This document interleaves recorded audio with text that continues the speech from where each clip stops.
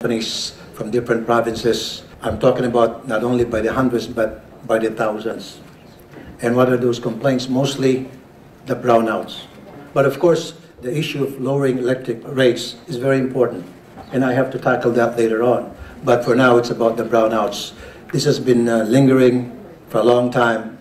In some provinces, it has been a decade-long problem that hasn't been addressed, and I don't know why. I don't know what government agencies that regulate these electric companies are doing. Natutulog ba sila sa kangkungan? Nagtatanga-tangaan ba sila o talagang tanga sila? I'm sorry for the word.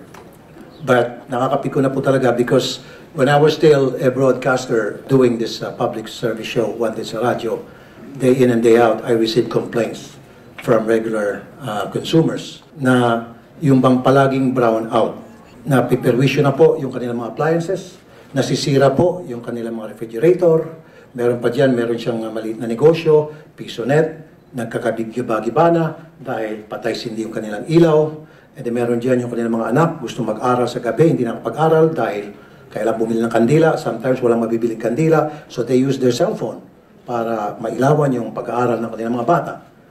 That should not happen anymore.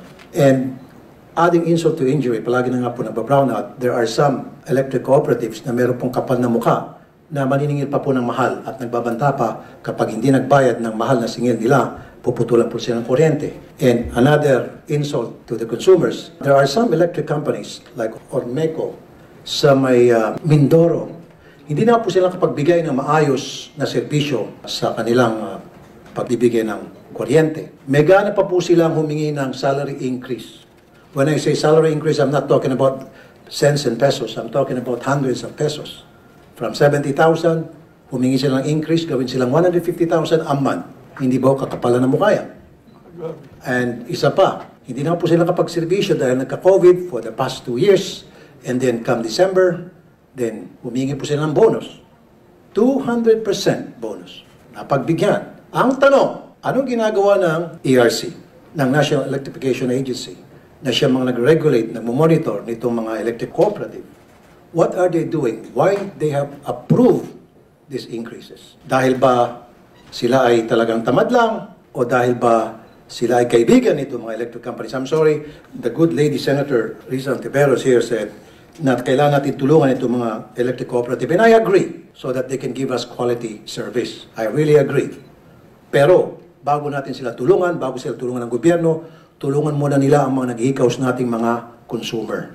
I think that is my stand.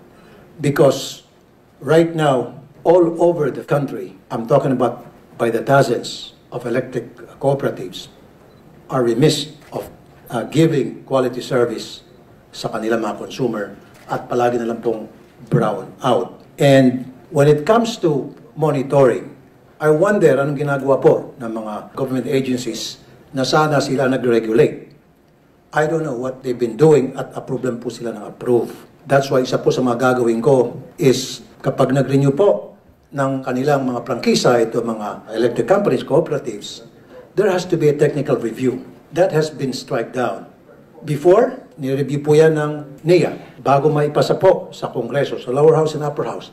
Now, wala na po. All or any of the electric companies that would like to have a franchise, all they need to do is just submit to Congress yung kanilang willingness na magkaroon ng electric company, papakita lang na meron silang pera, capable sila na mag-put up a electric company, and then they have a legal technicality know-how. Pero, ito po, pero, hindi po kasama sa requirement na itong mga electric company na nag-apply, they should have technical know-how. Because some of them, they don't know what they're doing. Basta, andar lang sila ng andar, singil ng singil, tama na. Okay. Now, first and foremost, that has to be addressed, Mr. President. I really understand na kailangan mapababa po natin ang presyo ng kuryente, pero for me, talagang yung brownout has to be addressed because even while we speak, tuloy-tuloy pa rin po pumapasok yung mga complaints sa aking radio program by the thousands na sabi ko kanina earlier, and the complaints are mostly brownout. They didn't say na mahal ang singil na kuryente, ayaw na namin dahil pagkamahal-mahal. No, they didn't say that. What they've been saying is, walang problema kung magbabayad kami ng mahal as long as they deliver. Yun po yung, Mr. President, ang nakaka-insulto na panahon na para mabigyan natin ng aksyon. Now, doon naman po sa sinasabi ninyo na kailangan babaan po yung electricity rates. Of course, that is very, very important. I think yung ating mga government agencies tulad ng ERC, NEA, kailangan po siguro reviewin po yung mga contract. Bakit po sila approve na lang ng increase? Justifiable ho ba yung mga increase na ni-request nito? Dito mga kooperatiba? Nadi-justify ba? O baka naman, ito mga, I'm sorry, mga taga-ERC at NEA, siguro nakapikit kayo nung ina-approbahan nyo yung request ng rate increase. Now, I think it's about time na kailangan ma-review po ang performance nitong mga kooperatiba, what have been they doing, what are they doing, and what has been done para ma-address yung mga problema, especially sa brownout.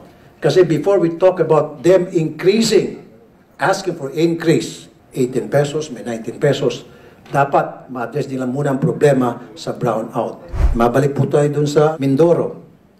Humingi po ng 900 million pesos subsidy ang kooperatiba from the national government. At yung pera, ibibigay sa ng gobyerno, magagaling po sa consumer. So before na mabigyan sana yan sila ng ganong klaseng increase, maaprubahan. Pero while I am the committee chairman on energy, haharangin ko po yan. Walang increase na may bibigay o walang subsidy na may bibigay na by the millions, even by the billions sa mga kooperatiba nang hindi po sila talagang nagigisa muna and they have to justify kung talagang karapat-dapat na sila mabigyan ng increase.